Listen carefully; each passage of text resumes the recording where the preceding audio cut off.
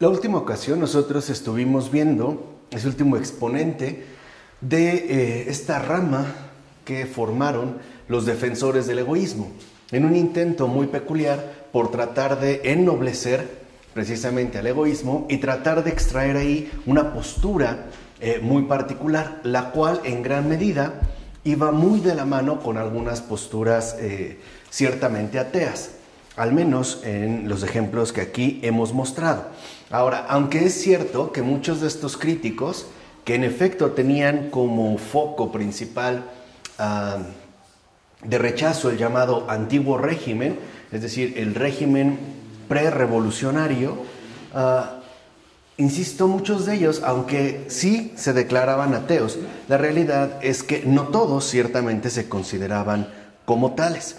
De hecho, al aparecer como críticos sociales de muchas otras partes de Europa, en común tuvieron como una especie de objetivo compartido, el cual remitía sobre todo a un intento fuerte por expulsar las tinieblas del pasado con los efectos luminosos que había traído consigo, digamos, la aparición de todo este movimiento que a grandes rasgos se llamaba Ilustración, pero al cual también se le podían añadir algunos otros factores, como el nuevo enfoque que lograba aportar la física newtoniana al mostrar un universo organizado que en efecto no era algo plenamente desordenado, sino que estaba regido por unas leyes en particular, así como los avances en el estudio crítico de la escritura y los adelantos en los campos científicos como la fisiología, la medicina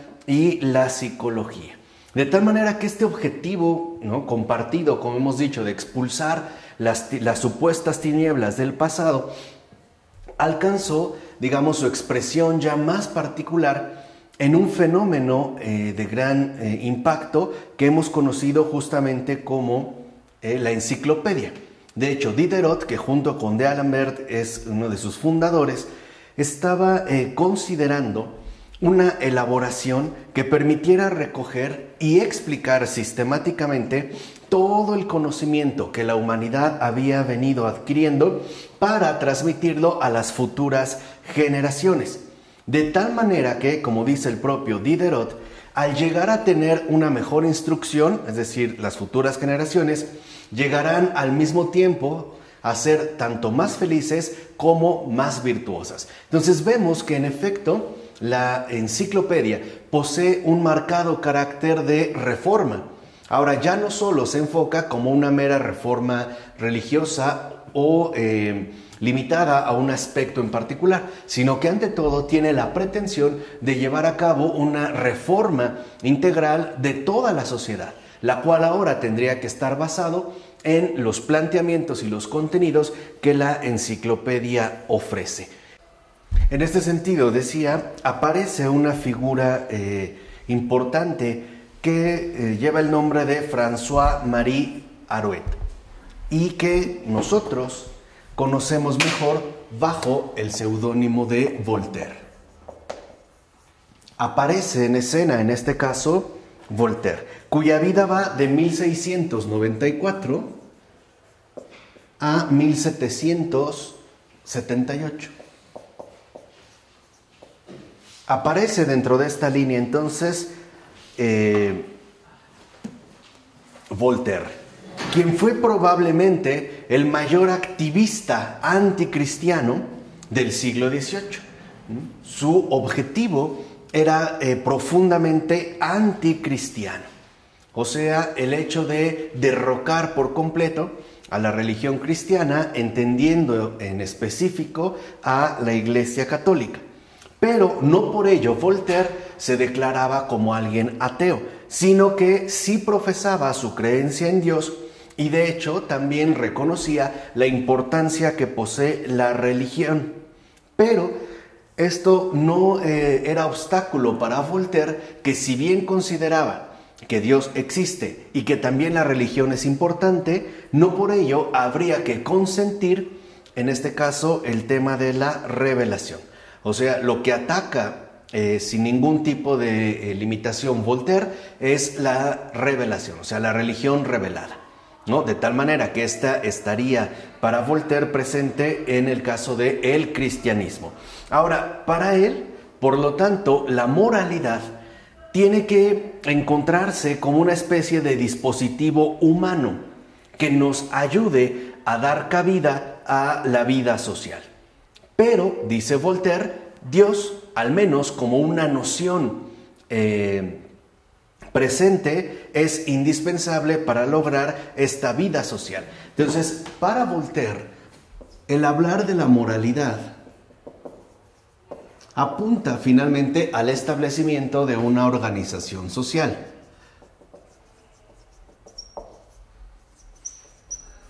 Y esta organización social, o mejor dicho, para que esta organización social se llegue realmente a realizar, no puede quedar fuera Dios, sino que Dios, en tanto noción, sería un elemento fundamental para alcanzar pues este resultado. Ahora, el problema, por supuesto, es en qué medida se pueden vincular estas dos convicciones. O sea, tanto la convicción de una moralidad que da pie a la organización social y además la intervención de Dios. Y de acuerdo con Voltaire, lo que nos permite vincular ambas cuestiones son las leyes. Lo que permite la vinculación de estos dos aspectos serían las leyes. De hecho, va a decir Voltaire que bien es cierto que las leyes varían enormemente de un país a otro. Pero dice Voltaire, en todas estas, la virtud y el vicio, el bien y el mal moral, son lo que es útil o perjudicial para la sociedad.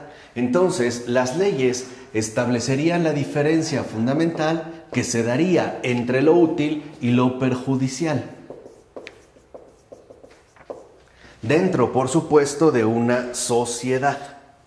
De tal manera que entonces, para Voltaire, la virtud que estaría basada pues en la ley, consistiría en adquirir el hábito de hacer lo que agrada a los hombres. Entonces, la virtud sería una complacencia ante los hombres.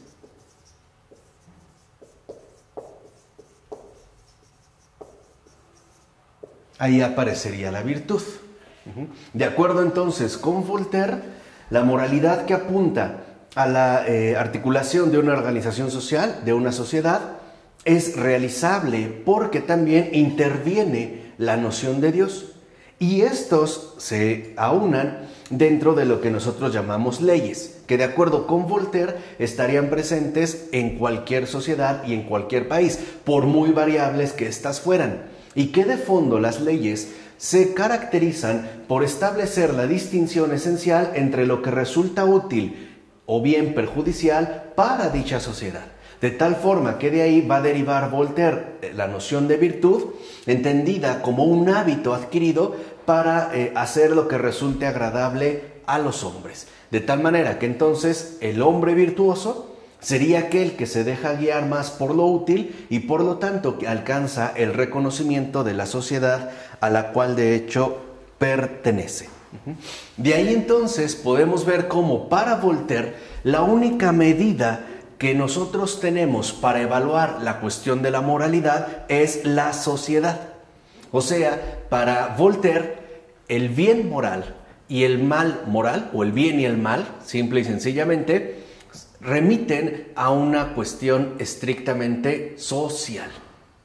Ahora, esta convicción de Voltaire está también muy enraizada en la experiencia particular que él encontró en Inglaterra una vez que tuvo que salir después de un altercado con un noble y descubre en ella un nuevo fenómeno que estaba ya en marcha y que en Francia no era conocido todavía, pero que se ha venido a dar a conocer con el nombre de revolución industrial.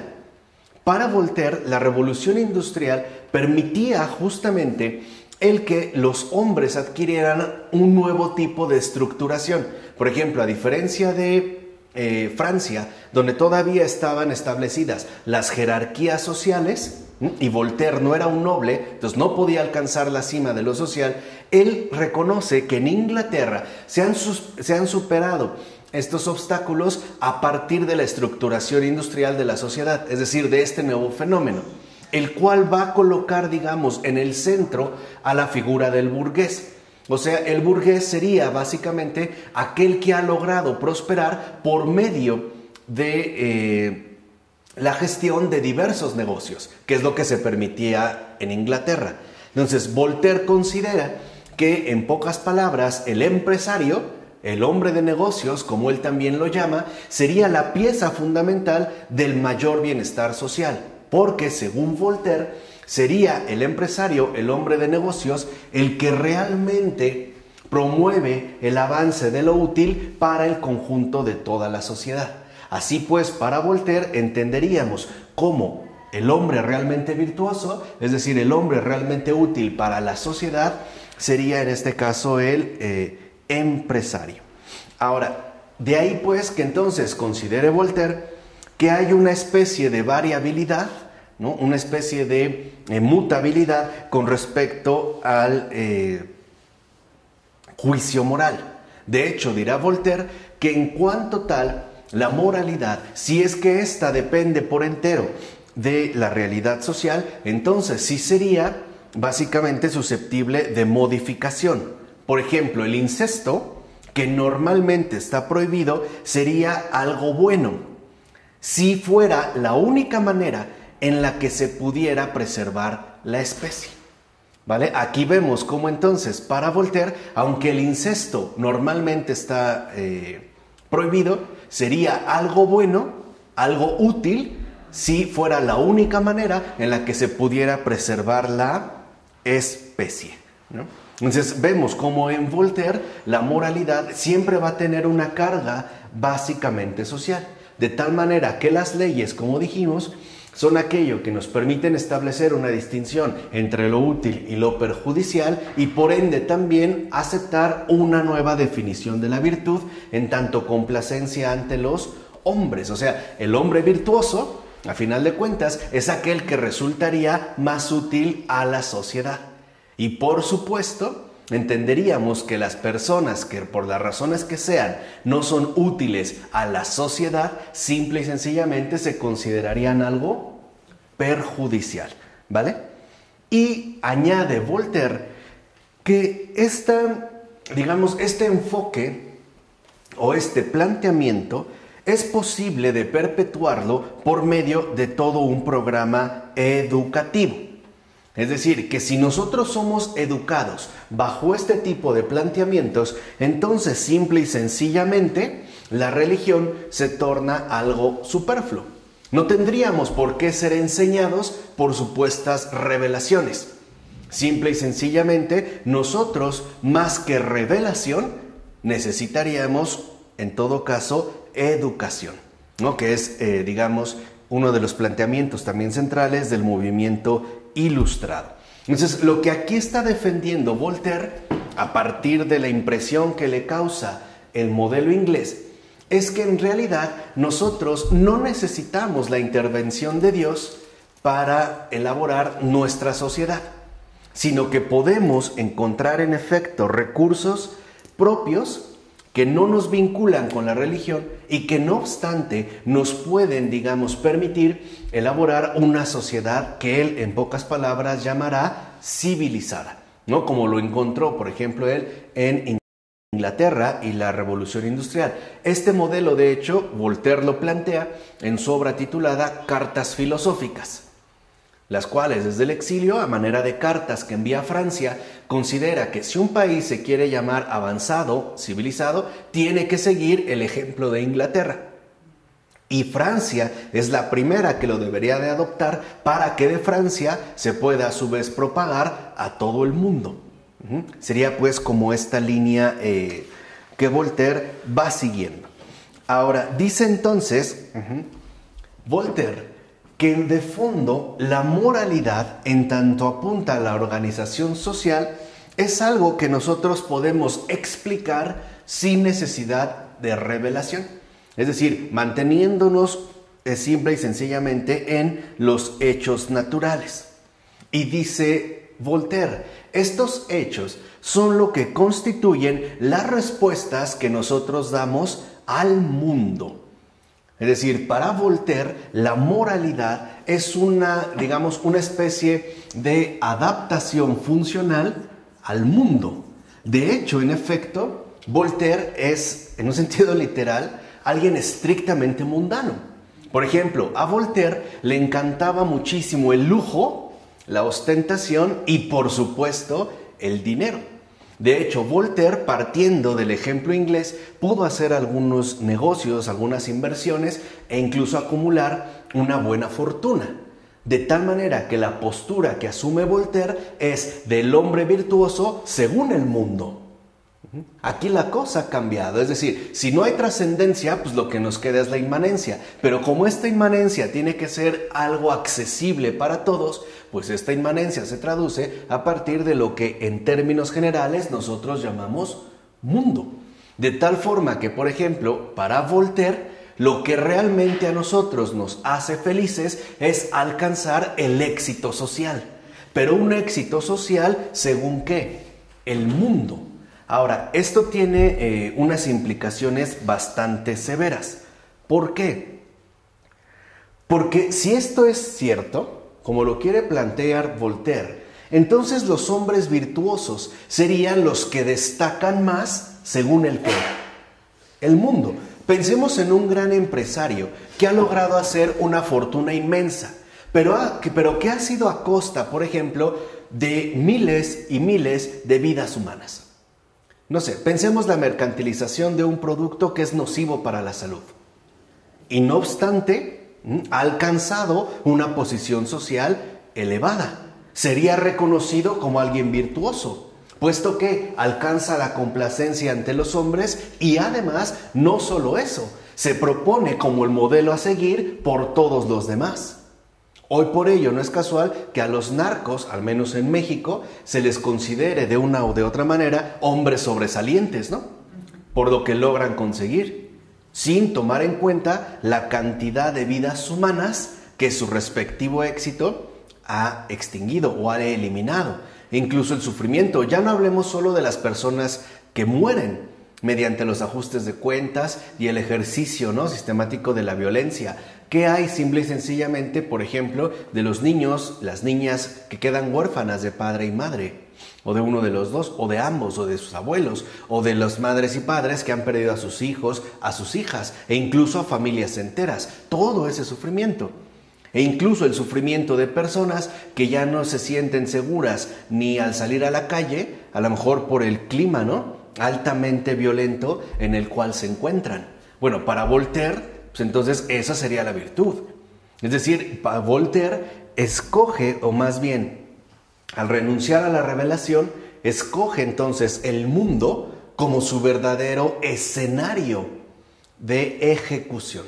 De tal manera que ahora la moralidad se va a vincular, se va a estrechar con lo que el mundo propone, ¿no? En pocas palabras, el hecho de ser exitoso. A la manera como él descubre que en Inglaterra hay hombres exitosos que se han logrado enriquecer por medio de los negocios económicos. Por eso Voltaire considerará que nosotros lo que necesitamos es, como dijimos, educación y no revelación. O sea, para Voltaire, en cuestiones de moralidad, como por supuesto ya vimos, es según el mundo, no necesitamos para nada alguna enseñanza directa de Dios. O sea, para Voltaire, la moralidad consiste en quedar bien según el mundo. Pero sabemos que para quedar bien según el mundo, uno no puede entrar en contacto con Dios, ¿no? Es lo que va a hacer en este caso en particular Voltaire. Ahora, como ha dicho que él es creyente y que de hecho, ¿no?, reconoce a Dios, con la noción de Dios, él es un teísta. De hecho, él va a sostener a su vez que cuando se habla de Dios tendríamos que hablar en términos de su incomprensibilidad. Y aquí parece más bien como un recurso cómodo.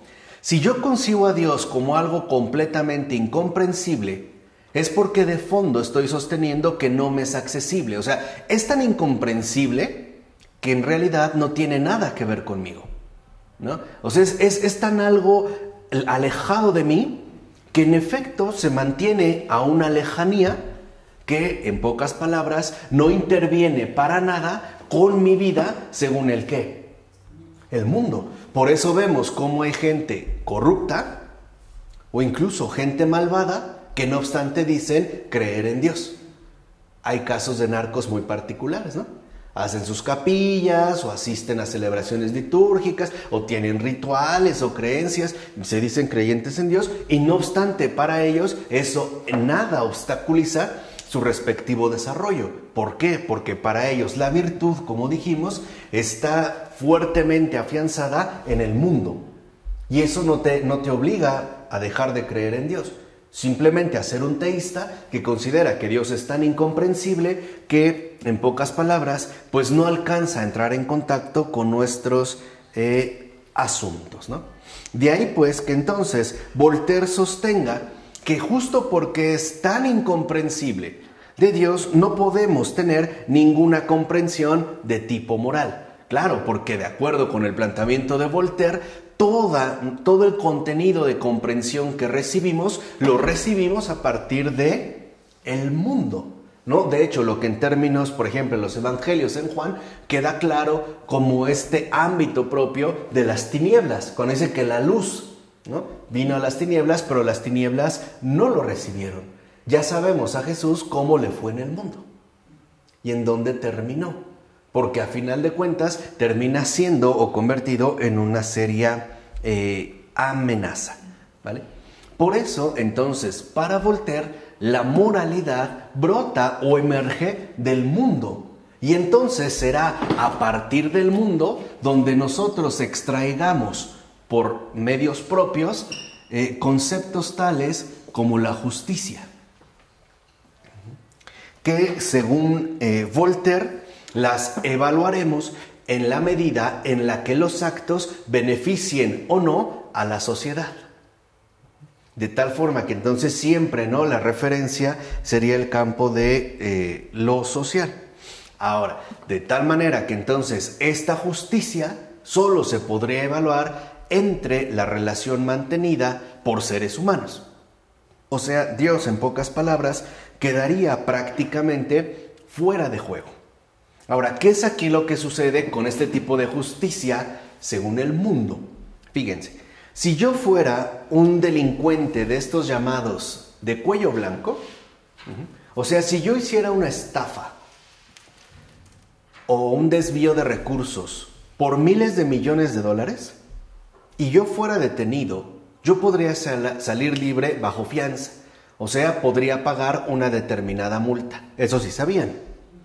Pero si yo entro a una tienda de conveniencia, por muy pequeña que sea, un Oxxo, un Seven o una tienda, y yo me robo un frasco de mayonesa, un solo frasco de mayonesa, yo no tengo derecho a fianza, sino que yo seré remitido al respectivo procesamiento, ¿vale?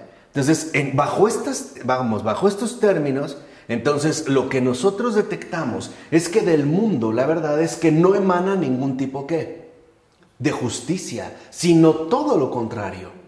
Por eso la gente padece o padecemos toda esa multitud de injusticias que parecen acumularse cada vez más y más. E incluso el caso de una familia en Estados Unidos que una persona violó y asesinó, torturó a su hija. Entonces lo detuvieron y los padres estuvieron insistiendo mucho porque se le dictaminara la pena capital, es decir, la pena de muerte, ¿no? Y estuvieron ahí mucho tiempo atrás. Finalmente, sí lo condenaron a muerte y recibió la pena capital. Y al terminar todo el espectáculo en el que se había convertido, se le acercó un reportero a este matrimonio y de una manera, me parece a mí muy perspicaz, les hizo una pregunta, les dijo, pues bien, ya finalmente todo terminó. Consiguieron lo que buscaban, que muriera el asesino de su hija. Ahora les pregunto, ¿felices? ¿Contentos? ¿Por fin están contentos? Y respondieron, no. Es decir, no habían encontrado realmente lo que andaban buscando. En todo caso, ¿no? Lo que podríamos llamar la justicia. Por eso para Voltaire, lo importante es que cuando hablemos de moralidad, sea algo que quede remitido única y exclusivamente al mundo. De hecho, por ejemplo, en su diccionario filosófico que escribe Voltaire, elabora un artículo donde habla acerca de las leyes. Y ahí dice Voltaire lo siguiente, lo cito. Dice, cuando la naturaleza creó nuestras especies y nos concedió nuestros instintos, el amor propio para nuestra propia conservación, la benevolencia para la conservación de los demás, el amor que es común a todas las especies, el don inexplicable de combinar más ideas que todos los animales juntos, después de concedernos nuestro lote, nos dijo, haced lo que podáis. Claro, pues este es, digamos, como una situación obvia a partir precisamente de lo que Voltaire viene estableciendo. Si la moralidad queda remitida al mundo, pues entonces todo se va a limitar al potencial humano para destacar en el mundo. E incluso precisamente, ¿no?, en los términos de virtud, o sea, como un hombre virtuoso. Para muchos de nosotros, los grandes criminales de la historia son incluso como los grandes virtuosos del mundo. Piensen en un Napoleón. Lo vemos como el gran conquistador, el gran general, pero ¿cuánta gente no murió por causa de Napoleón? O sea, ¿cuántas familias no destruyó? E incluso es Napoleón el que va a imponer el servicio militar obligatorio, o sea, el reclutamiento total. A partir de Napoleón, por ejemplo, los códigos fundamentales de los enfrentamientos bélicos cambiaron, porque hasta antes de Napoleón la cosa era clara. Para empezar, los conflictos siempre se tienen que llevar a cabo en espacios neutros, o sea, lo que se conocía como campo abierto, ¿no? Se citaban en un campo abierto para que los respectivos combatientes, los ejércitos, se enfrentaran. Y había, digamos, también como códigos muy particulares. Por ejemplo, había un momento para iniciar el combate y un momento para terminarlo. De tal manera que cada uno de los bandos recogiera a los muertos o a los heridos, reposara, recuperara fuerzas para iniciar al día siguiente. Pero los civiles nunca intervenían. De hecho, los civiles se quedaban aparte. Bueno, con Napoleón esto cambió, porque lo que él hizo fue esta especie de reclutamiento masificado, donde también enroló a las personas civiles dentro de los conflictos bélicos. Por eso muchas de sus esplendorosas batallas en realidad es que se transformaron en victorias. Por ejemplo, en una de las batallas más importantes, cuando llega ante el ordenado y temible ejército prusiano, que después sería el ejército alemán, los alemanes están listos para el enfrentamiento, pero de repente ven que las personas que aparecen son paisanos, o sea, lo que hoy nosotros llamamos civiles, van vestidos de paisanos, y ellos no atacan, no disparan, porque en los códigos con los civiles no es el combate. No obstante, estos civiles que venían entonando un canto que después será el himno de Francia, la Marsellesa, van a combatir. Y esto en efecto los toma por sorpresa. Por eso Napoleón encontró que ahora la guerra tiene que ser una guerra total. O sea, no puede estar limitada a un campo profesional especializado, el ejército, sino que tiene que volverse un fenómeno humano. Por eso quería que todos, a final de cuentas, entráramos en guerra, es decir, en un conflicto permanente. Por eso, a partir de Napoleón, estamos hablando ya inicios del siglo XIX, los siguientes conflictos fuertes que se van a vivir, los van a padecer sobre todo los civiles. Piensen ahorita, ¿no?, en los conflictos que estamos viendo alrededor del mundo. ¿Quiénes son los que realmente mueren? Los civiles. En la Primera Guerra Mundial y en particular en la Segunda Guerra Mundial, ¿en dónde se lanzaron las principales bombas? En ciudades. ¿En dónde detonó, ¿no?, las dos bombas atómicas que históricamente, digamos, están oficialmente registradas? En ciudades, Hiroshima y Nagasaki. Ahora, los bombardeos son sobre civiles. Bueno, pues eso es obra de Napoleón. Y no obstante, las pinturas, los documentales, los retratos, los libros que nos presentan de Napoleón, nos los presentan como un hombre netamente ¿qué? Virtuoso. Porque esa es la línea que en efecto aquí se estaba manejando. Y además considera Voltaire que este tipo de postura es lo más humano en términos normales y sanos, o sea, tendría que ser lo más común, porque de acuerdo con Voltaire es la razón la única que me permite descubrir lo que es la ley. No obstante, y ahí entra el punto, como dijimos al inicio, Voltaire está convencido de que Dios es necesario para todo este planteamiento. ¿Por qué? Nos hemos de preguntar. Bueno, porque Voltaire opina que la creencia en Dios es lo que nos permite controlar a las masas. O sea, el hecho de que la gente crea que más allá hay una recompensa o un castigo, nos permite manipularlas mucho mejor. Por eso, para Voltaire es importante que la religión quede subordinada a los objetivos del proyecto educativo. E incluso considera Voltaire que si se promueve, por ejemplo, ¿no?, una creencia en otra vida, es más probable que también la gente no busque rebelarse ante todo lo que ocurre. Es decir, que la gente no busque rebelarse al mundo, sino que, en pocas palabras, adquiera una especie de conformidad normal. Entonces, para Voltaire, ¿qué es moralidad? Pues conformidad con el mundo. Esa es la moralidad. Conformidad. Obviamente con el mundo. Por ejemplo, si a una persona se le trata de manera terriblemente injusta, como de hecho ocurría, ¿no?, en los inicios de la Revolución Industrial, y hoy sigue ocurriendo, aunque de otra manera, porque es el modelo inglés el que realmente triunfó, no el que realmente se propagó, pero se le hace creer que, bueno, aquí sufre, pero allá será feliz. Entonces lo vamos a tener en cintura, ¿vale? De tal manera que entonces, vuelvo a repetir, la religión, por lo menos la creencia en una vida más allá, nos puede servir como un elemento fundamental para el proyecto educativo, es decir, para el triunfo ¿de qué? Del mundo. Y entonces suponer que aquí, claro, ha vivido muchas injusticias, pero que eso es normal y que ya su recompensa o lo que él realmente está anhelando, no sé, incluso la justicia, pues eso vendrá después, ¿vale? Este era el planteamiento de Voltaire. De tal manera que entonces podemos decir que para Voltaire es como el gran defensor de ese nuevo modelo social que emergió a partir de la Revolución Industrial y que se va a conocer como el rico. El hombre que se ha hecho rico y que ha alcanzado un gran éxito en el mundo.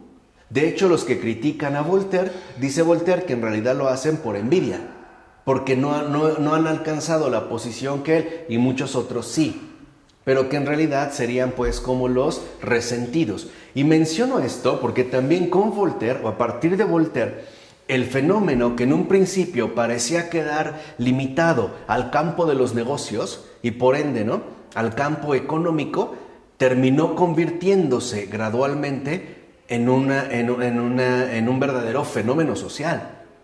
Porque esto va a establecer diferencias tajantes dentro de la articulación social entre ricos y pobres, entre explotadores y explotados. Y por eso después no va a ser nada raro descubrir cómo llega un ruso que se revela, ya lo veremos adelante, hacia Voltaire, pero también llegará un Saint-Simon planteando las bases de lo que sería un socialismo, hasta llegar, por ejemplo, a un Bakunin y ya establecer los principios de un anarquismo. De hecho, si uno lee, por ejemplo, las novelas de Charles Dickens, un inglés que está netamente inmerso ya en el avance, ¿no?, ya digamos, bastante intensivo que ha adquirido la Revolución Industrial, veremos cómo las obras de Charles Dickens, por ejemplo, en David Copperfield, denuncia este deterioro social que ha traído consigo el crecimiento económico. Por ejemplo, también los románticos franceses es la línea que van siguiendo. Víctor Hugo, si uno lee la obra de Los Miserables, lo que vemos es una protesta fuerte, por ejemplo, al planteamiento voltairiano.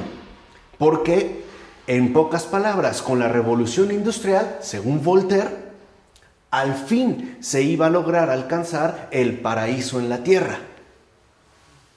Ya no tendríamos que esperar aún más allá, sino que ahora teníamos la seguridad de poder realizarlo aquí y ahora.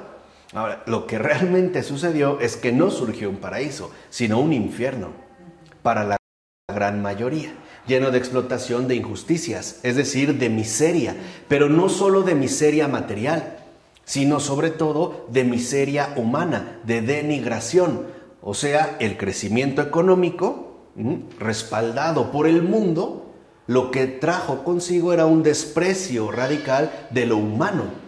Y esto lo vemos denunciado, insisto, por ejemplo, en libros como Los Miserables de Víctor Hugo. Si uno lo lee, no, son estos miserables producto de un planteamiento de este tipo, industrializado, económico, etc.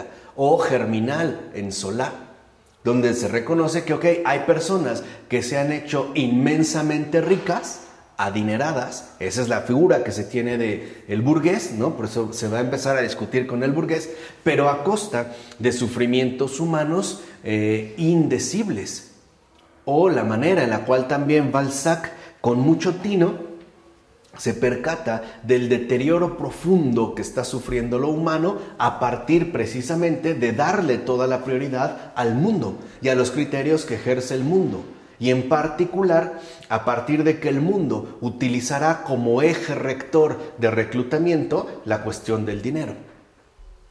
Es decir, las imposiciones que trae consigo el mundo, ¿no? Uno podría leer Papá Goriot de Balzac y darnos cuenta justo lo que aquí se ha puesto en marcha. Ahora, a final de cuentas, pues, ¿no? Voltaire, es curioso que aunque él fue como por lo menos el más anticristiano del siglo XVIII, de los ilustrados, el más sarcástico, el más burlón, y eso es algo que casi no se comenta, pero es verdad y hay que decirlo, a Voltaire le llegó ya grande, ya en su ancianidad, el momento de la conversión. De hecho, Voltaire se hizo católico. ¿Qué habrá sucedido ya en esa cuestión? ¿Qué habrá visto? No lo sabemos. Pero lo que sí sabemos es que lo que planteó estaba muy equivocado. Pero que ha venido, ¿no?, perdurando durante mucho tiempo. El hecho de que se establezcan, lo que les digo, ¿no?, estas como confrontaciones en términos sociales entre pudientes y no pudientes, entre ricos y pobres. Que, por ejemplo, un Saint-Simon lo traducirá en términos de enfrentamientos o fuerzas sociales en conflicto que él llama por primera vez la lucha entre clases sociales, la lucha de clases. Y que, como bien sabemos, llegado el turno, Marx va a retomar esto, por ejemplo, de Saint-Simon para poder llevar a cabo su plan maestro que consiste en la revolución del proletariado, es decir, en su respectiva dictadura, como nosotros ya pudimos comprobar durante el siglo XX. Pero bueno, este es el planteamiento de Voltaire. Entonces vemos cómo la moralidad se combina básicamente con el éxito en el mundo, es decir, con lo que nosotros llamamos conformidad. Pero no va solo Voltaire. También veremos que aparece otro compatriota suyo en escena y es La Mettrie. Pero primero déjenme borrar para dar inicio a La Mettrie. ¿Sí? ¿Dudas? ¿Preguntas? ¿No? ¿Bien? Ok. Déjenme borrar esto.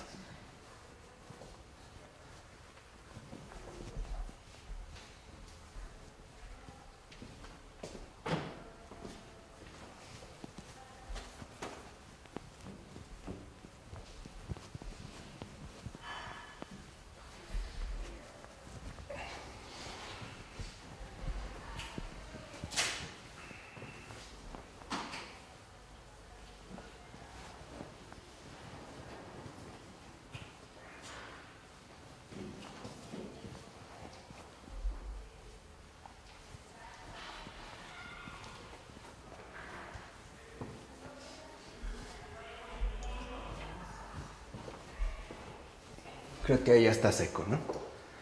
Es que si no, luego esto no pinta. Bueno, aparece entonces también en escena Julien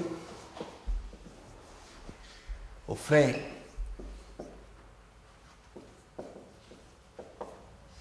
de La Mettrie,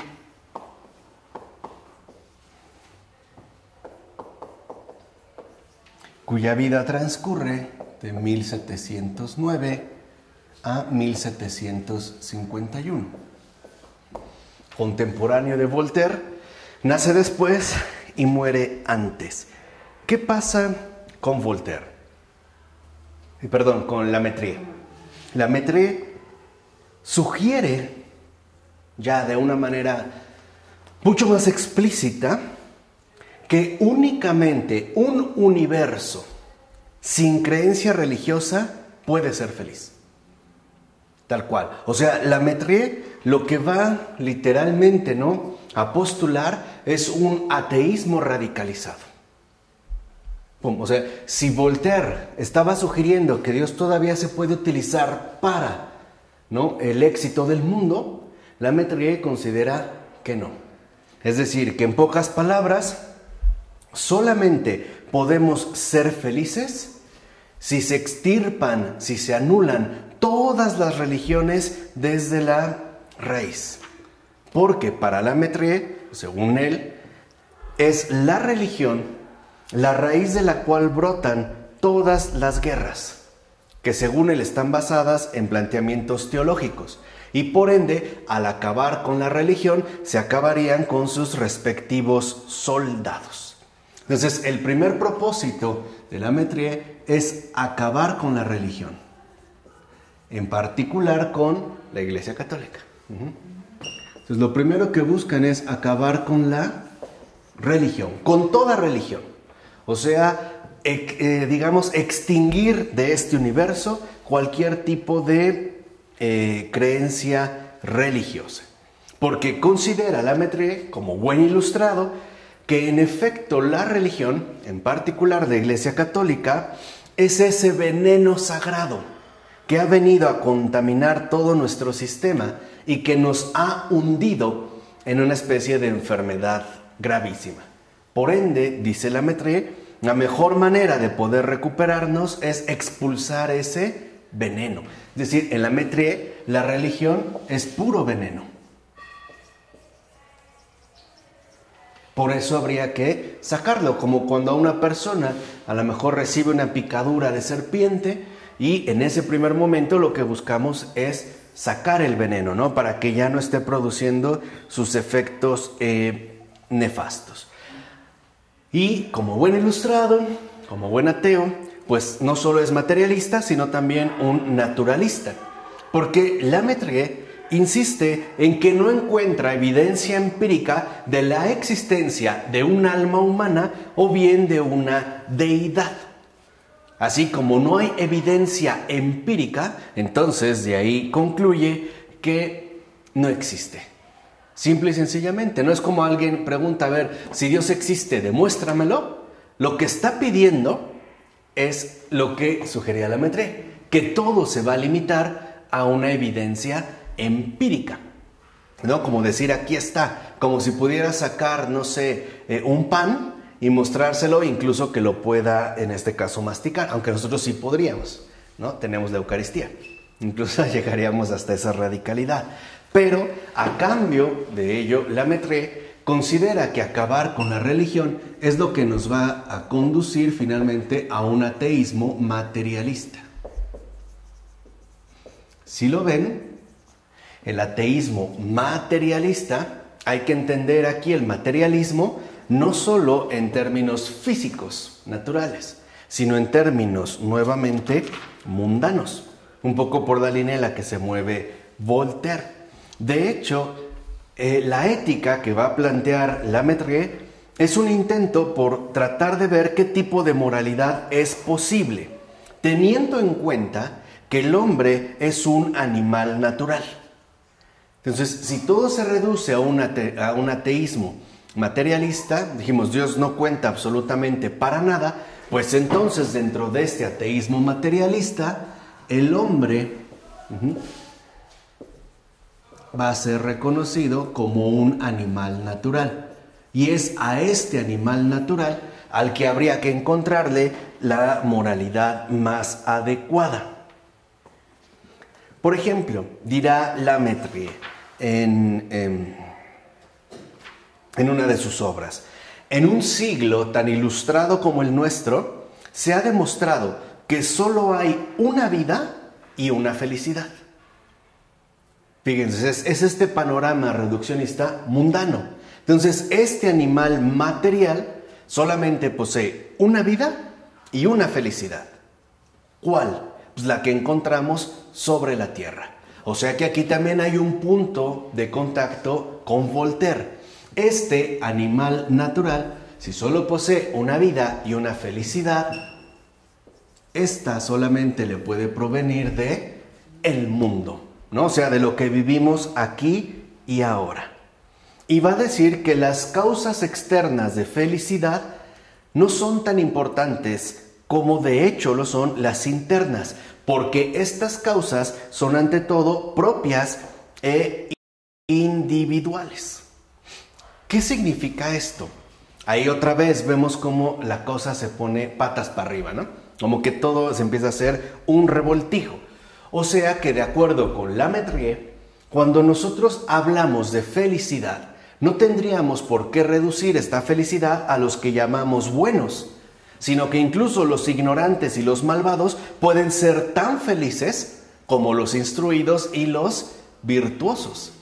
Entonces se supone que en principio el mundo sería la fuente de la cual emanaría lo que nosotros llamamos felicidad, que no tiene que ver con los condicionamientos externos, sino sobre todo con los condicionamientos internos. Por ello, para La Mettrie, es muy importante que nosotros no identifiquemos felicidad con moralidad. Porque como nosotros vimos, dice La Mettrie, incluso un malvado puede ser, debido a sus disposiciones internas, tan feliz como lo sería alguien, por ejemplo, virtuoso, ¿no? De ahí pues que vea la virtud no como algo absoluto, sino como algo simplemente referido a la disposición por servir al bienestar de la comunidad. De hecho, dice La Mettrie, que si viviéramos solos, o sea, si estuviéramos completamente aislados, no tendríamos necesidad de esto que llamamos virtud. Pero, como somos animales naturales y tenemos nuestros deseos sexuales y otros, esto hace que nos juntemos. Y como nos tenemos que juntar, pues tendríamos nosotros que apelar a dispositivos que nos permitan llevar más o menos de manera adecuada una vida en común. Por eso va a decir La Mettrie, esto es importante, que aunque la virtud no es algo estrictamente natural para nosotros, sí nos es útil en la medida en que conformamos sociedades. Dice, pero como también es cierto que hay gentes que carecen del gusto por la sociabilidad, o sea, hoy diríamos como los antisociales, y no van a encontrar la felicidad en reunirse con otros, entonces ya tendrán otras, otros medios para encontrar esta felicidad. En particular, la podrán encontrar en sí mismos. O sea, el hecho de sentirse, pues, autosatisfechos. De hecho, dirá La Mettrie que, y cito, aquel que tenga mayor satisfacción en hacer el mal, será más dichoso que cualquiera que tenga menos en hacer el bien.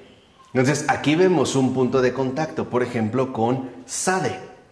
Porque para La Mettrie, lo importante es que la felicidad ya no queda precisamente asociada con la moralidad, sino que del mundo lo que sí podremos obtener es placer.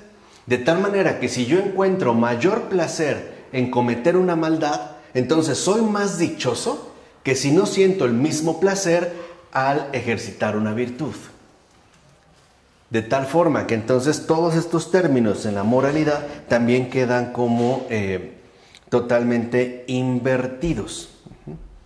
Entonces, de ahí pues dirá La Mettrie que este animal natural únicamente tiene que ser evaluado en términos de su placer.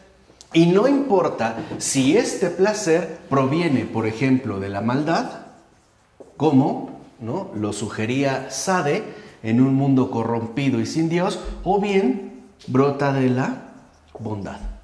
En ambos casos, la maldad y la bondad, digámoslo así, vicio o virtud, quedan subordinados a la intensidad del placer obtenido. Entonces, por ejemplo, si yo siento un placer inmenso en descuartizar bebés recién nacidos, pero no siento tanto placer en cumplir con mis deberes más básicos, por ejemplo, tender mi cama, entonces yo sería mucho más dichoso descuartizando niños recién nacidos. Porque esto ejemplificaría, de acuerdo con el mundo, la manera en la cual nosotros nos guiamos para establecer nuestros respectivos juicios morales. Dicho de otra manera, para La Mettrie, lo que llamamos virtud es algo ajeno a la naturaleza de nuestro ser.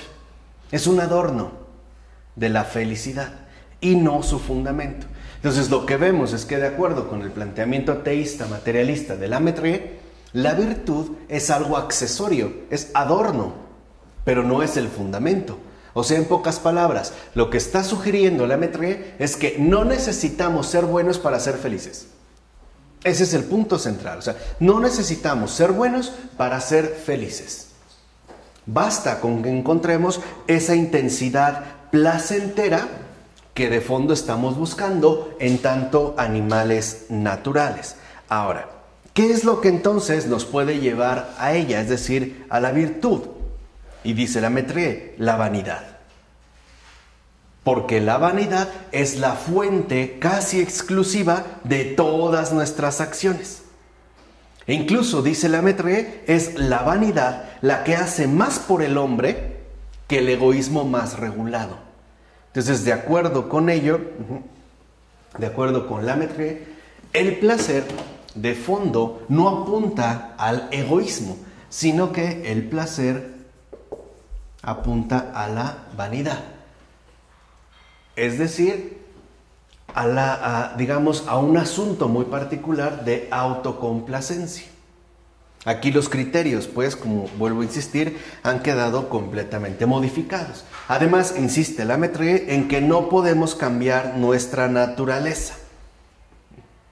Y como la virtud no es algo que forme parte esencial de lo que somos, o sea, como la virtud es ajena a nuestra naturaleza, entonces no podemos evaluarnos en los términos en los que usualmente lo hacemos a referirnos a la moralidad. Por ejemplo, ¿qué cabida tiene en este caso el remordimiento? Si el remordimiento reduce o disminuye el placer o la intensidad de placer que yo obtuve, por ejemplo, a partir de una maldad, pues entonces no tendría por qué consentirlo. Debería en todo caso de rechazarlo.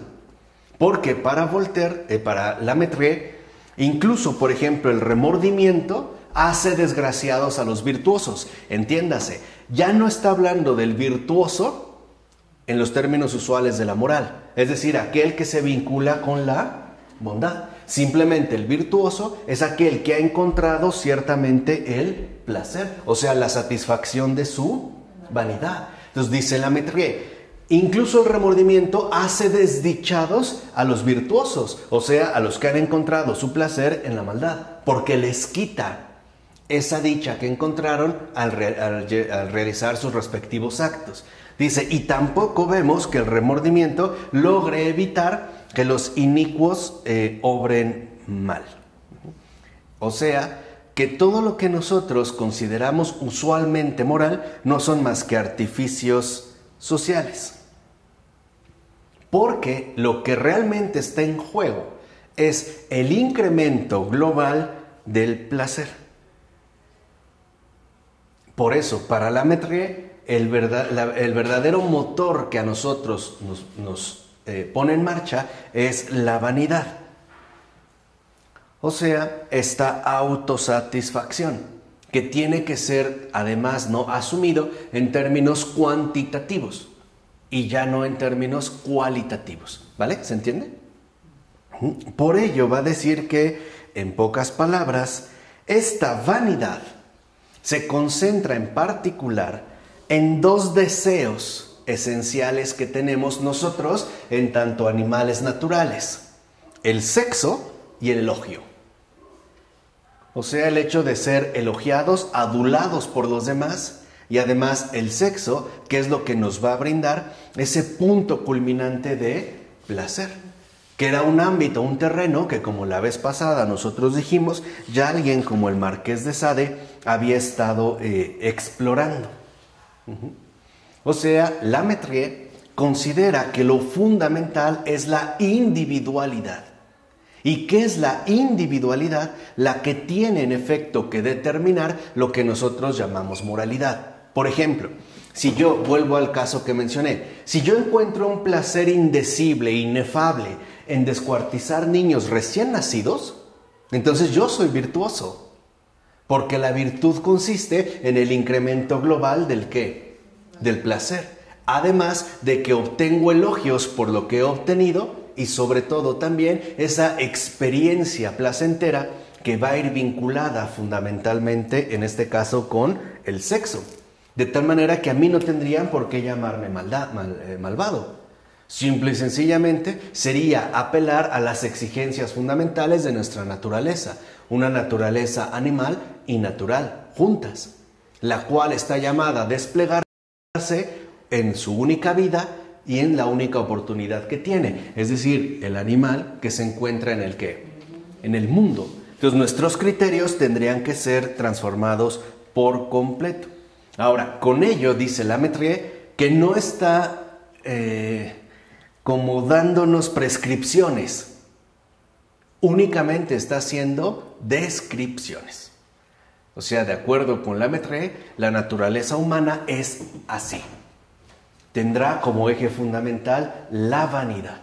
Ahora, es obvio, ahora podemos ver cómo es obvio para que el ateísmo materialista de la Lamaitre tenga éxito, pues necesita acabar con la religión, que es justo su propósito, o sea, extinguir por completo el puro veneno que ha venido a contaminarnos. ¿Para qué? Para que una vez libres de esta atadura, de este obstáculo, entonces podamos darle rienda suelta a nuestra respectiva ¿qué?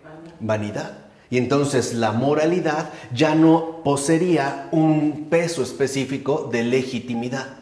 O sea, la virtud ya no es virtud. Simple y sencillamente estaría relacionada con aquello que nosotros buscamos obtener en este mundo. De tal forma que el placer, ¿no?, en tanto está vinculada con la virtud, es igual para los que se encuentran en vicio o bien para los que acaten la ¿qué? La virtud. Y todo aquello que atente contra el placer, simple y sencillamente tiene que ser desdeñable. O sea, todo aquello que atente de una o de otra manera contra la individualidad, pues tiene que ser despreciado. Y como la religión, y como les dije, siempre tienen presente, sobre todo a la Iglesia Católica, no acepta la individualidad, porque nuestro propio Creador no es un individuo, sino una Trinidad, pues sería lo más opuesto a este tipo de planteamientos que se están sugiriendo. Es decir, dentro de esta postura que ya vemos emerger con fuerza en el siglo XVIII. Es decir, la religión acabaría con la vanidad de creerse único y exclusivo, de creerse alguien en solitario, una grandeza, ¿no?, solitaria o solipsista, que incluso encontraría placer en sí mismo y a partir precisamente de lo que sería capaz de obtener en el mundo, es decir, en este caso su respectivo placer. Por eso no es de extrañar que lo primero que se busca extirpar es la religión. Ahora me parece que podemos entender el por qué, o sea, precisamente porque sería el gran obstáculo para la entronización de la individualidad. ¿vale? Entonces vemos cómo con Voltaire hay un pacto total con el mundo que conlleva la exclusión de Dios del comportamiento de este mundo, y cómo un Lamaitre también pacta con el mundo para hundir al ser humano en sus propias exigencias.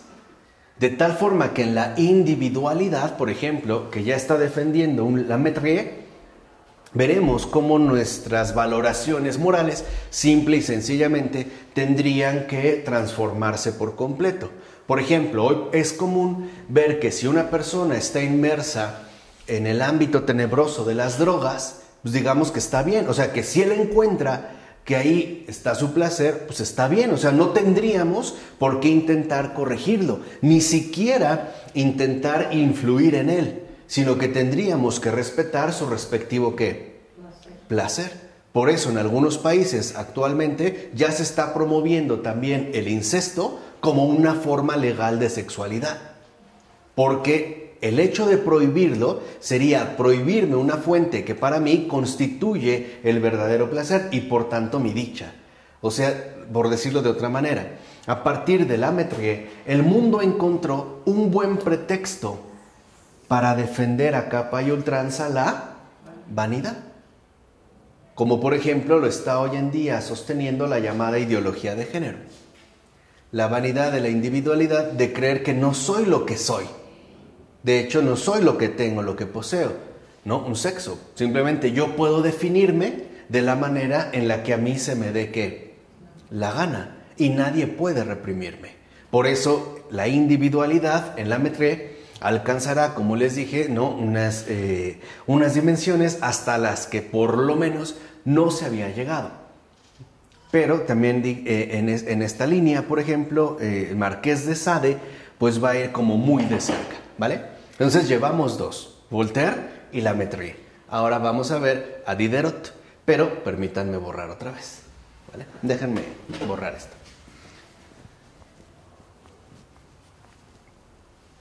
Hola, ¿no te tocó mucho tráfico? Sí, ¿verdad? Hay como caos, ¿no?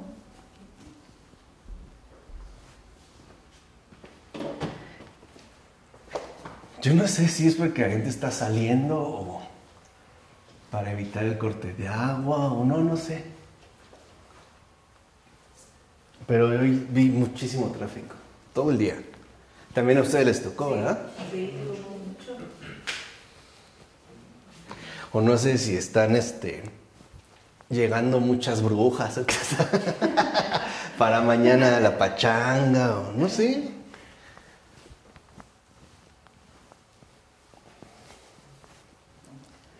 Y por cierto, antes de empezar, ¿y a ustedes qué les parecen estos planteamientos? Pero están como medio loquitos, ¿no? Sí, o sea, no, en serio, por eso ya que la filosofía no es neutra, ¿no? Siempre tiene un impacto importante. Bueno, entonces, una vez que hemos visto los planteamientos tanto de Voltaire como de Lamaitre, aparece el otro componente de ese ménage à trois que se llama Diderot, o de ese trío, ¿no? Francés, que es Diderot. Y Diderot, él como que va a buscar presentar una moralidad, pero sin teoría. Es decir, sin todos estos esfuerzos teóricos, ya sea por reubicarla, por ejemplo, al caso de un Lamaitre, o bien todos estos intentos por refundarla, por ejemplo, en el caso de un Voltaire. Más bien, y es curioso, Diderot siente como una especie de repulsión muy acentuada hacia Lamaitre. De hecho, en un pasaje que escribe, denuncia a Lamaitre como el apologista del vicio y el detractor de la virtud. Claro, no andaba tan desencaminado Diderot. Sí podríamos considerar a Lamaitre un apologista, un defensor del vicio, ¿no? Y un gran detractor de la virtud, que, dice Diderot, tenía al hombre por un ente perverso por naturaleza y entonces hizo que su naturaleza perversa, ¿no? O sea, por naturaleza somos perversos, entonces se constituyera en la norma de sus deberes y sobre todo en la fuente de su felicidad. Es decir, lo que nosotros mencionábamos, en este caso en términos de la individualidad. Y por ello, Diderot considerara que más bien tendríamos que admitir la existencia de una especie de tribunal imparcial. Es decir, para no incurrir ni en la disolución social, ¿no? Por ejemplo, en un Voltaire, pero tampoco para quedar estrechados en la individualidad perversa de un Lamettrie, sino que tendríamos que encontrar o tratar de buscar una especie de tribunal imparcial que no estuviera como condicionado por una parte u otra. Y, por supuesto, la pregunta es, bueno, ¿dónde lo hemos de encontrar? Y dice Diderot, para empezar, no es algo que nosotros tengamos que esperar de Dios. O sea, esto no es algo que venga de Dios, sino que deberíamos de recurrir a la propia humanidad. Y según Diderot, el mayor anhelo de la humanidad es el bienestar de todos, es el mayor anhelo.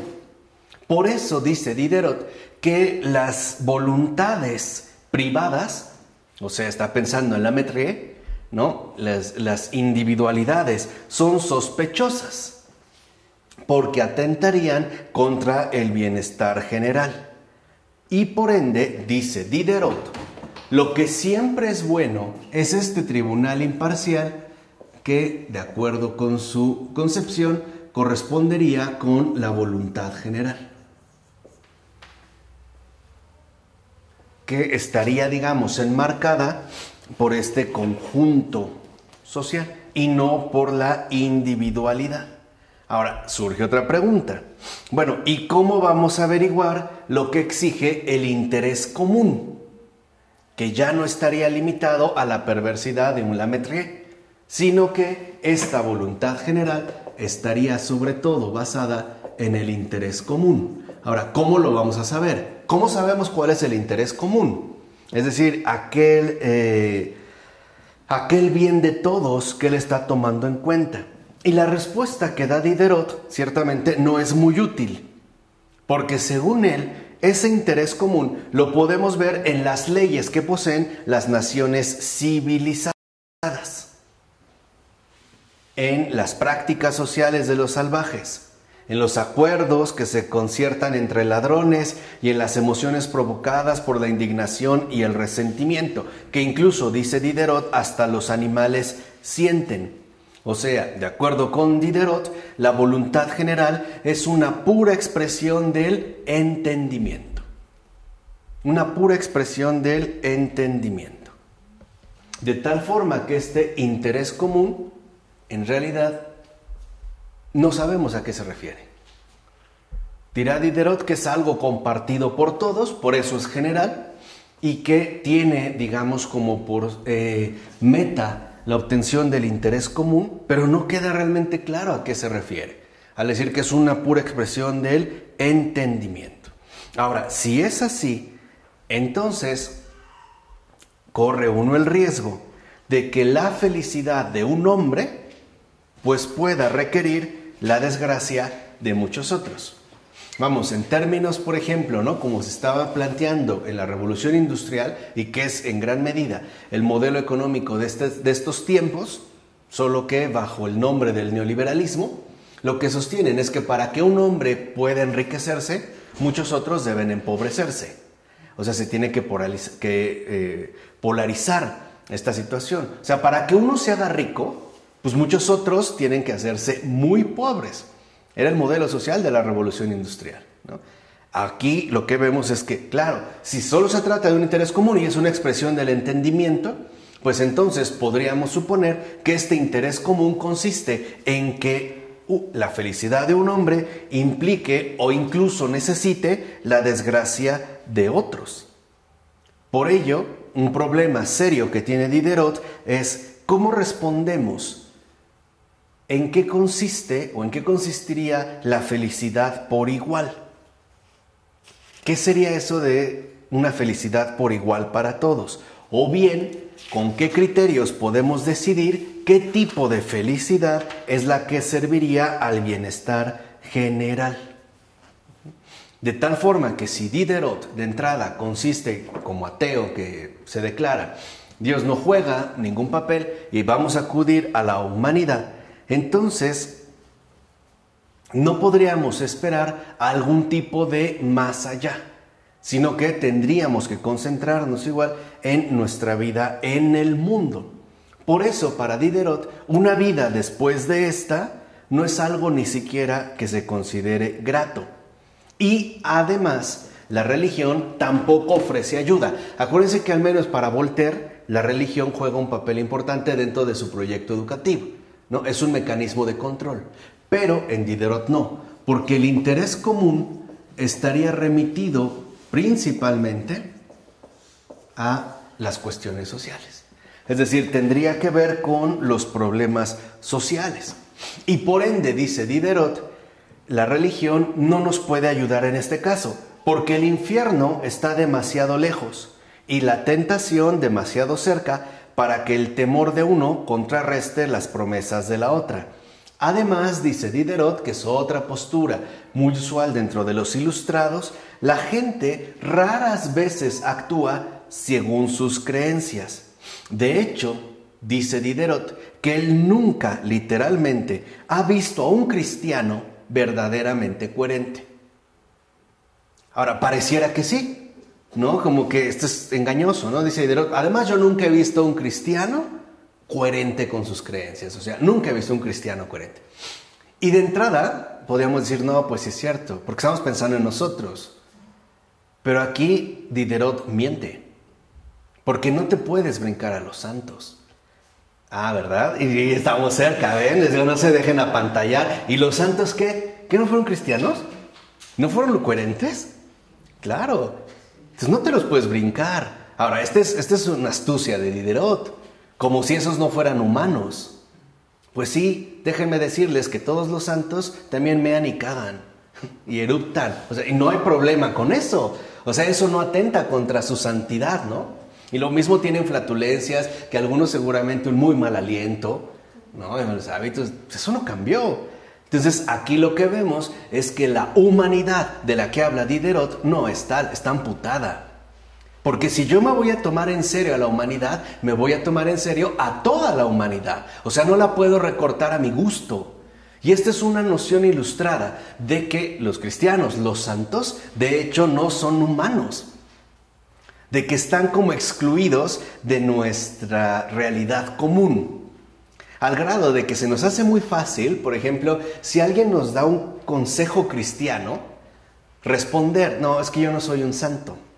O yo no soy Santa Teresa, no, pues eso déjasela a ella, ¿no? Como que, bueno, pero es igual, o sea, no tenemos por qué mirar con un solo ojo a la humanidad.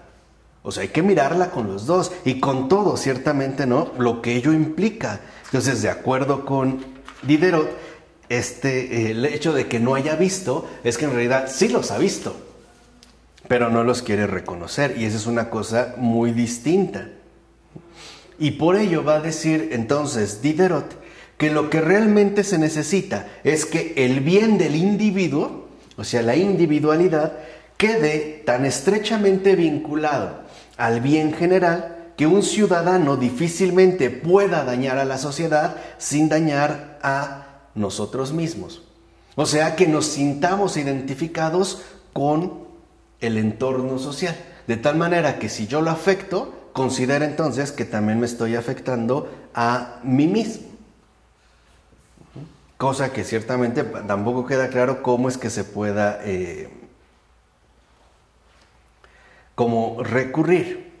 Y lo único que sí va a sostener Diderot, que como vemos es bastante ingenuo, ¿no? A pesar de que era el gran director de la enciclopedia, entonces imagínense lo que nos ha de haber dado ahí, ¿no? Al grado de que, como bien lo mencionara en su momento en una obra muy buena este filósofo contemporáneo, Alasdair MacIntyre, el verdadero propósito de la enciclopedia era sustituir las Biblias en las casas, de tal manera que nuestra referencia ya no fuera la Biblia, sino la enciclopedia. Y en gran medida lo lograron, ¿no? Todavía a mí me tocó de niño que pasaban a venderte enciclopedias. Un montón de libros grandes, una encuadernación preciosa que nadie usaba y que se tenían ahí como en un librero o un espacio importante como para mostrar que éramos instruidos, ¿no? Que no éramos ignorantes, que no estábamos hundidos en la superstición, sino que estábamos muy ilustrados, ¿no? Teníamos, y no a veces una, dos o tres, y si era la enciclopedia británica actualizada año con año, pues mejor, ¿no? Entonces, tengo una duda, pues a ver, busca la enciclopedia, ¿no? Hoy la verdad es que ya no funciona. Para eso tenemos San Google, ¿no? Hablando de los santos, el que nos resuelve todas las dudas, todas nuestras inquietudes. Hasta le puedo preguntar, oye, Google, ¿crees que estoy en condiciones de casarme o me espero? ¿No? Y seguramente encontraremos todas las respuestas que estamos necesitando. Entonces, aquí, obviamente, Diderot, los problemas sociales pues, tienen que ser resueltos por medio de leyes, que serían los artificios por medio de los cuales podríamos mantener la cohesión social.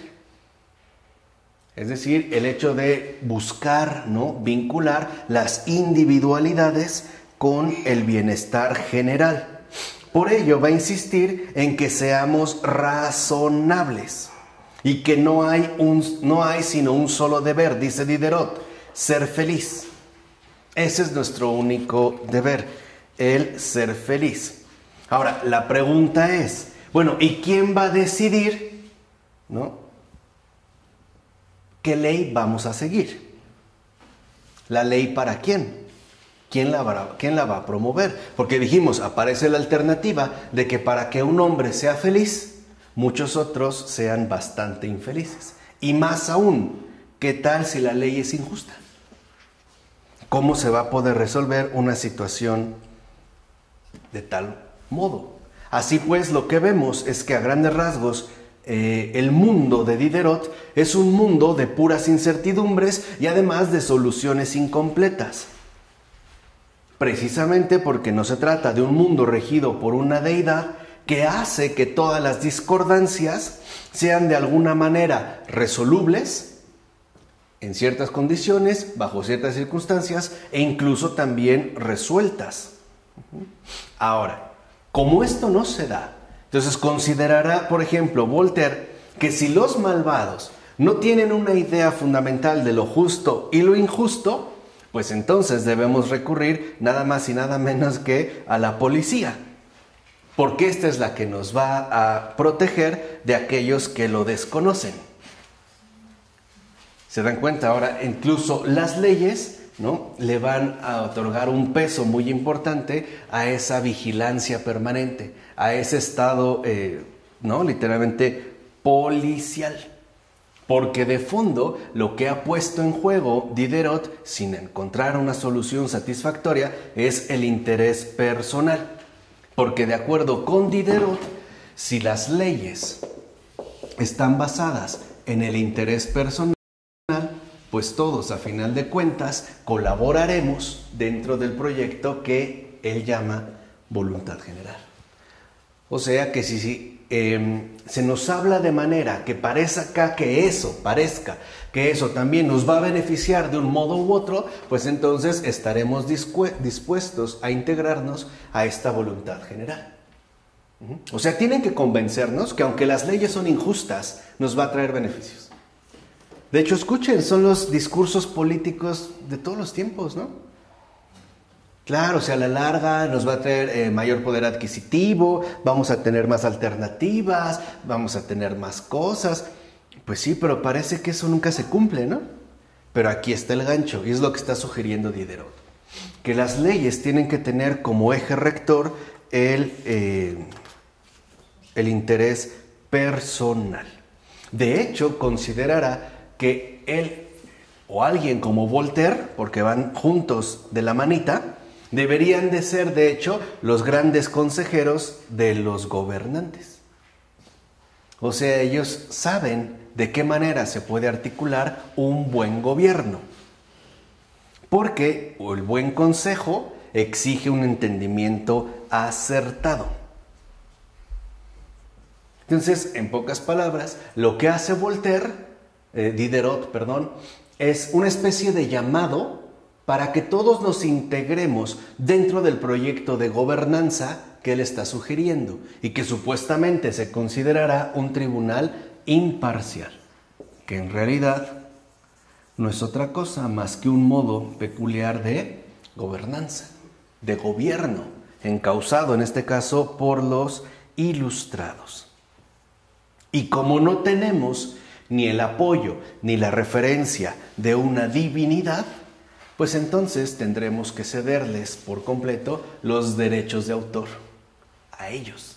Es decir, se busca pues realizar ya, ¿no?, una reforma total a nivel social que ante todo logre establecer la concordancia entre el interés común y el interés personal. Y para eso se tienen las leyes. Para buscar que estas leyes logren asociar interés común e interés personal. Porque lo único que está en juego es los problemas sociales. Ese sería hasta aquí el planteamiento de Diderot. Entonces vemos ya como en un Voltaire, en un Lamettrie y en un Diderot, ciertamente el más débil de ellos es Diderot. Pareciera que lo deja todo como muy suelto, pero no por ello es menos inofensivo, puesto que con Diderot pareciera entonces que la voluntad general consiste en engañar a los individuos y hacerlos partícipes de un interés común cuya dicha nunca reciben. Por decirlo de otra manera, las leyes están hechas para que a través del supuesto interés personal los unos padezcan para la felicidad de los otros. Vamos a decirlo así. En Diderot pareciera entonces que lo que es importante es la cuestión de los favorecidos, los cuales han sido favorecidos por leyes, pero en detrimento de todos aquellos que han terminado siendo más bien desfavorecidos, ¿no? Si lo quieren ver así también, engañados. Así pues, en Diderot la cuestión asume un tono claramente político, en tanto ya se está considerando como una posibilidad real de gobernanza. De tal manera que dentro de esta línea, este tribunal imparcial realmente no es un tribunal, no es algo imparcial, es algo estrictamente parcializado, de hecho, elaborado en términos de aquellos que el mundo favorece, es decir, los hombres virtuosos según Voltaire. Y también, ¿por qué no?, el virtuoso, es decir, el depravado, ¿no?, ese apologista del vicio, como un Lamettrie, también cabe dentro de esta gobernanza. Incluso los dichosos de un Lamettrie, ese apologista del vicio, encajan bastante bien, siempre y cuando se logre ese acto de ilusionismo, donde las leyes nos hacen creer que nuestro interés personal ciertamente está combinado con el interés común. Déjenme terminar con este ejemplo muy básico. Hoy no es nada raro que los gobernantes alrededor del mundo siempre estén hablando, por ejemplo, del incremento de puestos laborales, o sea, la aparición de nuevas fuentes de trabajo, ¿no? O sea, claro que eso nos va a beneficiar, lo vemos como algo bueno, que haya nuevas fuentes de trabajo. O sea, en pocas palabras, se habla de que tiene que haber más y más que empleos, ¿no? Entonces, es un discurso bien usual. Y en México es no solamente usual, o sea, es repetitivo hasta el extremo, ¿no? Nos dicen que aquí tiene que generarse más empleos o que se han elaborado más empleos. Y es cierto. Pero lo que no nos dicen es que el supuesto interés personal que tenemos nosotros, ¿no?, por obtener un empleo, en realidad se refiere al interés común, sí, pero de unos pocos. Eso es lo que no se nos menciona. En este caso, a los gobernantes y los poderosos. ¿Por qué? Porque mientras más empleos haya, también es verdad que hay más contribuyentes, es decir, más cobro de impuestos. Y si tú lo multiplicas en términos netamente numéricos, Los ingresos que tú recibes no son nada comparados con los impuestos que ellos captan. Entonces, si lo ven, ahí hay como un acto de ilusionismo. Nos dicen que hay que crear nuevas fuentes de empleo, sí, pero en realidad no lo hacen para que nosotros estemos bien. Lo hacen para que ellos puedan captar mayores recursos. Porque acuérdense, un nuevo empleo es un nuevo contribuyente, o sea, unos nuevos impuestos. Vamos, lana para el gobierno. ¿Por qué creen que les preocupa tanto lo del empleo informal? ¿Por qué creen que realmente quieren que sea formal? No es para elevar tu calidad de vida, es para que pagues tu cuota. Por eso les interesa que tengas empleo. No creas que es para que tengas bienestar. Es para que ellos tengan siempre mayores fuentes de ingreso. Pues muchas gracias, señor Diderot, por ser consejero de tantos gobernantes. Vamos a dejarlo hasta aquí. En nombre del Padre, del Hijo, del Espíritu Santo.